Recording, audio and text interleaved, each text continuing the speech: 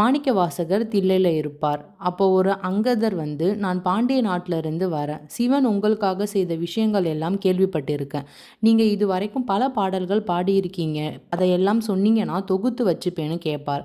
சரின்னு மாணிக்கவாசகர் அவர் பாடிய பாடல்கள் எல்லாம் சொல்ல அங்கந்தர் எல்லாம் எழுதிப்பார். மறுநாள் காலையில் சிதம்பரம் கோயில் திறக்கும்போது கற்ப கிரகத்துக்குள்ள ஒரு ஓலைச்சுவடி கட்டி இருக்கும். அதில் மாணிக்கவாசகர் சொல்ல திருச்சிற்றம்பல உடையான் எழுதியதுன்னு சிவனே கையெழுத்து போட்டிருப்பார். சிவனே எழுதிய அந்த நூல் தான் திருவாசகம். அதை படித்ததும் எல்லாரும் மாணிக்கவாசகர்கிட்ட போவாங்க. அவர்கிட்ட எல்லாத்தையும் சொல்லி இந்த நூல் விளக்கம் என்னன்னு கேட்பாங்க. உடனே மாணிக்கவாசகர் சன்னதி நோக்கி ஓடுவார். எல்லாரும் பின்தொடருவாங்க. அந்த சன்னதியில் அவர் மனம் உருக நிற்பார். திருவாசகத்திற்கு விளக்கம் கேட்டவர்களை பார்த்து சிவனை காட்டி இவனே விளக்கம்னு சொல்லி சிவனோடு இரண்டரை கலந்துடுவார்.